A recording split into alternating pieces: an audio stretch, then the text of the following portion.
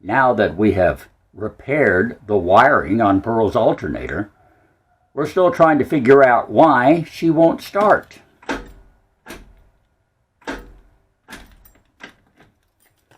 And it's starting to become rather frustrating.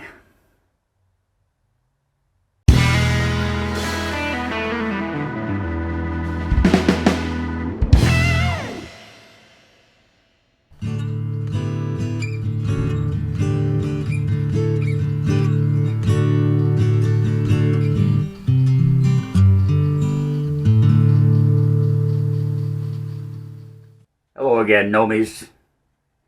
Thought we'd start out nice and slow and leisurely with just me sitting here in the MT with a nice cup of coffee and just kind of looking around.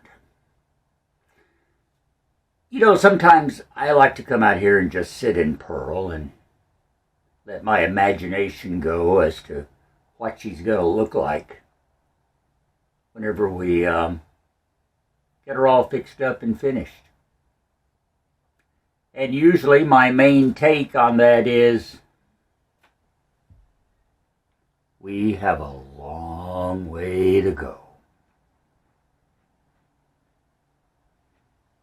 But nonetheless, not to be discouraged by such things. We've made a lot of progress so far. There's just plenty more to make. So we're going to try and do that a little bit today, make a little more progress.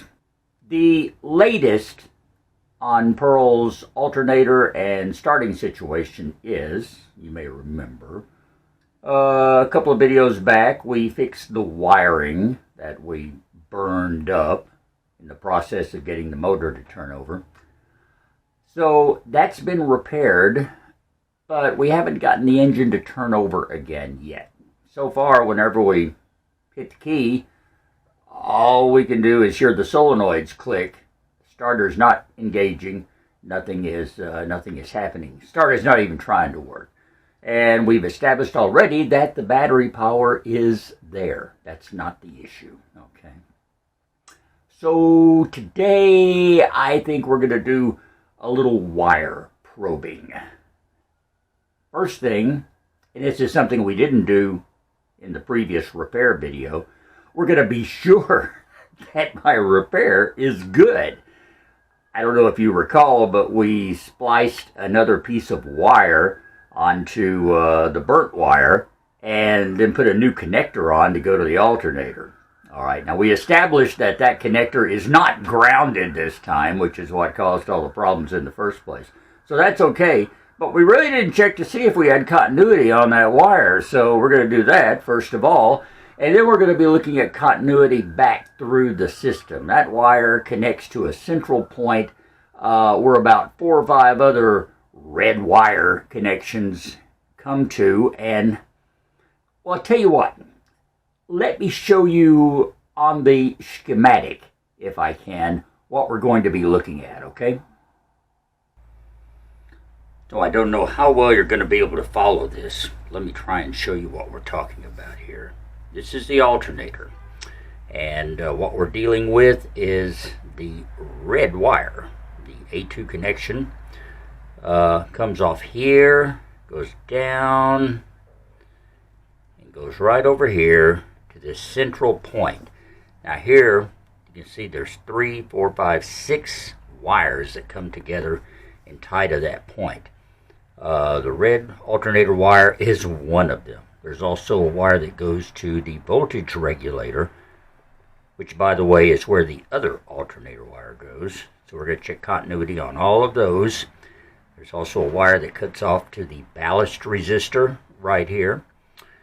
And another one that takes off and goes all the way over here to the next page to the ignition switch. Right there. I don't know if we'll have to go that far or not.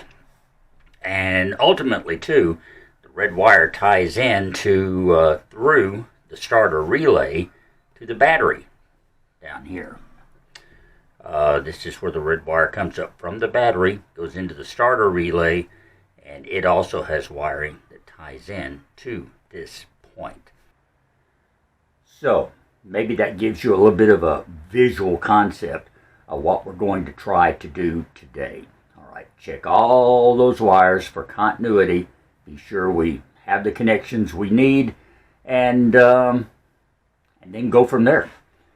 So the next step is to get the meter, get set up under the hood, and start looking at some wire. Okay, first thing we want to do is test continuity from my connection that I redid on the alternator into the circuit itself. The easiest way to do that is to go to the voltage regulator here, unplug it, and test this red wire, which should be a direct connection. So that'll be plugged in right there on the top connection that you see there. Now what I've done is put a jumper cable on the connection on the alternator and tied it in to one of my leads on the meter. Here's the other lead. We're going to put it in that connection and we should have continuity. And we do.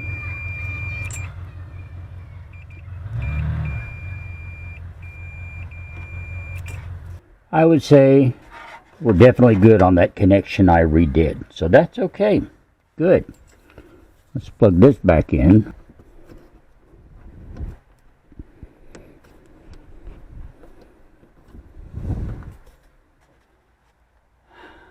Okay. So we know that my repair on the alternator is good. That connection is made. And we know it's getting to the main connection where everything else ties in. So what do we look at next?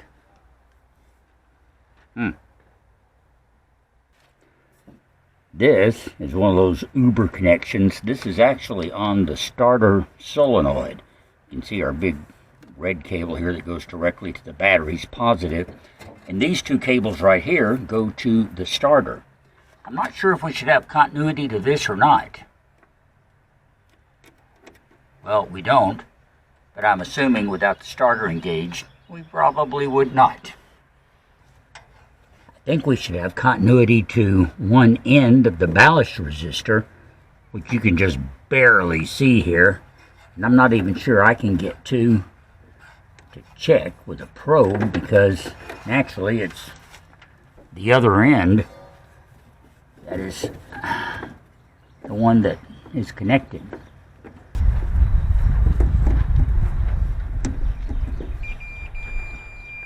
There, I managed to get a probe on it and we have continuity. So that's good. That's real good. I'm running out of potential problems here. That's a problem in itself, isn't it? All right.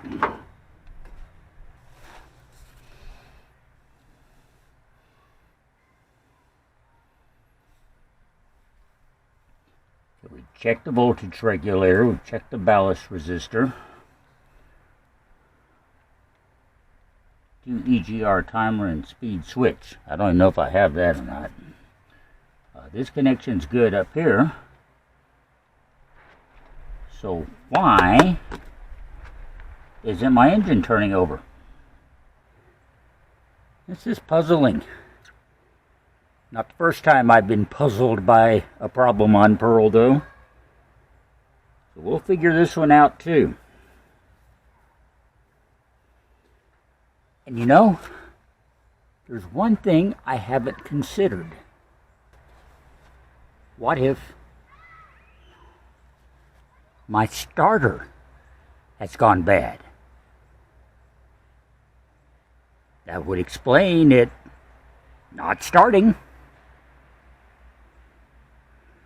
Maybe we should try giving it a few whacks with a hammer.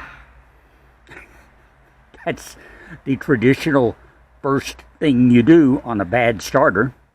Go figure. Give it a couple of whacks and see if it makes any difference.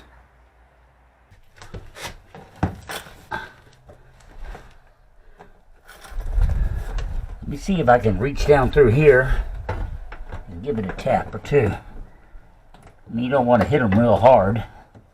You just want to tap.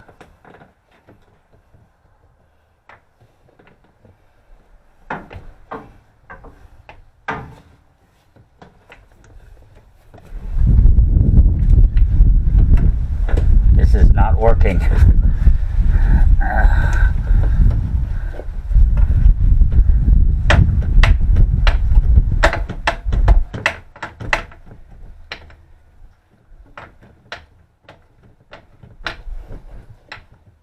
Okay. I can't get my hammer out. Wait a minute. Alright.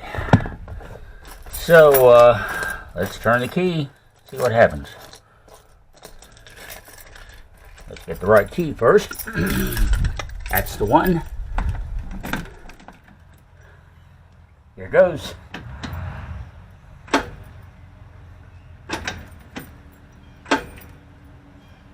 Nope. Nothing. So I'm wondering now if I'm at the point I need to take my starter off and check it again, or could I do a direct connection to the battery and check it that way? That's not the most safe, politically correct thing to do, but it should work. Give it a direct connection to the positive terminal, and if it's going to crank, it ought to crank. I don't know. I'm not going to be able to delve into it that far today. So, what have we learned? The connection that I painstakingly redid to the alternator is good. We're okay there. And it's also still connected to all of the vital electrical points that it should be. So maybe I haven't burned up anything else. Except possibly the starter. Starters can go out like that. And this one, although we took it out, checked it out, it worked just fine. Nonetheless, we put a load on it trying to turn that engine over. And we did it twice. And it's never gone for a third time. It's very possible that it just catastrophically gave up the ghost, so to speak. So I guess that'll be the next thing to check. But that ain't happening today.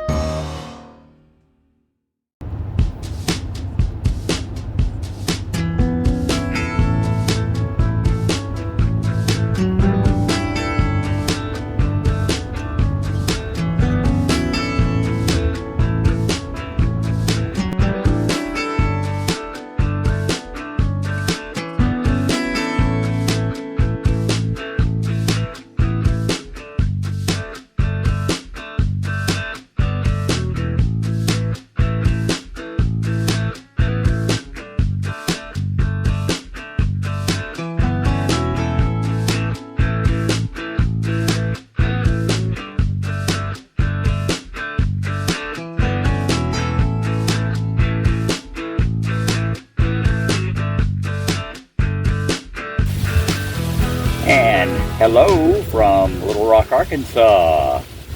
Road tripping with the MT and me, or in this case, the Equinox and me. First of all, let me tell you that since I replaced that ECM, car has not stalled once. Started up every time, runs better, idles better. I just drove it, 135 miles to Little Rock, never missed a beat. So, hey, yeah. Thanks again. ECM replacement did the trick. I'm here for a little medical procedure. This is only a test. Nothing dramatic. But I had to take the day off, come up here, and figured I'd enjoy myself. So I got here a little early, and I'm about to go kill some time in the Goodwill store here behind me. So I'm going to take care of that little business and catch you up on what's going on a little later on.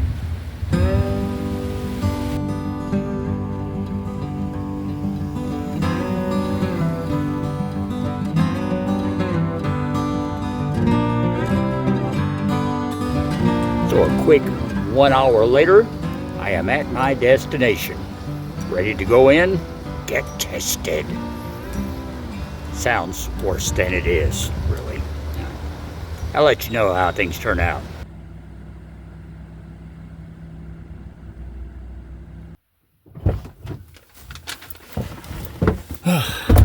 Okay, obviously I'm back. Test is over. Got my papers, and really all I have to show for the whole ordeal is a bandaged back of my hand where they put the IV in.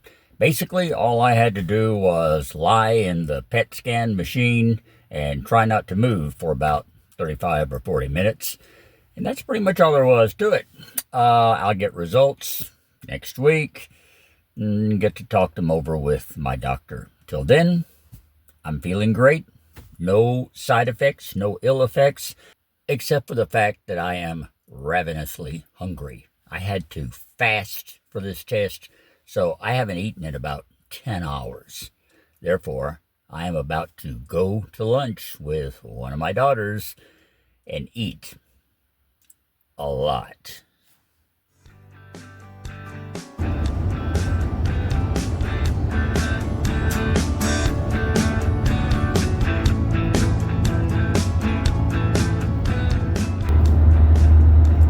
And here we are, back on the road again, heading home.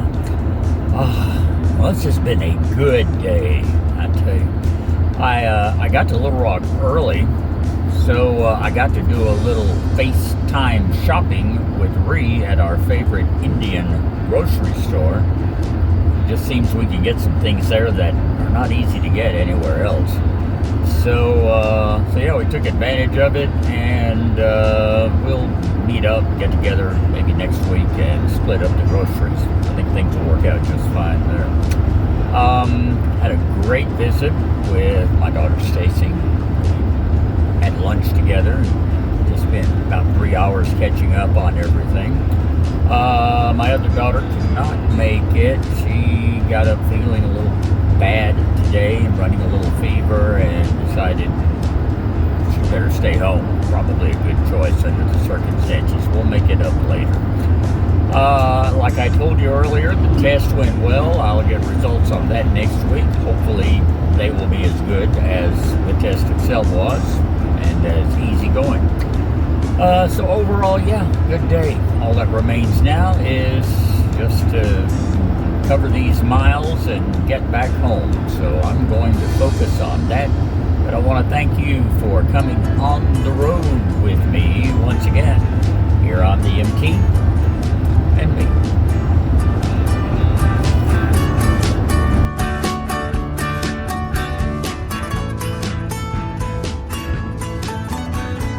And so, when all is said and done, I find myself back inside Pearl, sitting and dreaming again. Oh, she'll get done, but it's going to take a while. It's okay. I have time. Thank you for sharing your time with us this week. Appreciate you doing the troubleshooting on Pearl's wiring with me, and taking the little side road trip to Little Rock as well. I'll let you know how those test results turn out, okay? And I hope you will join us again next week and every Sunday here on the MT and me. You can subscribe below if for some reason you haven't already. Like the sign says behind me, subscribe now. We're almost at 300 subscribers. I mean, less than 10 away. So, ante up, people. Ante up. Also, thumbs ups on this video. Give me a thumbs up. YouTube loves that. So do I, and so does Pearl. Join us again every week. You'll find links below to buy me a coffee, check out the mtandme.com, and all the other pertinent information that you might need to know. That's going to be about it. I love you, my nomies. Thanks again for watching and for your loyalty to the MT and me. I'm Russ, and we will talk later.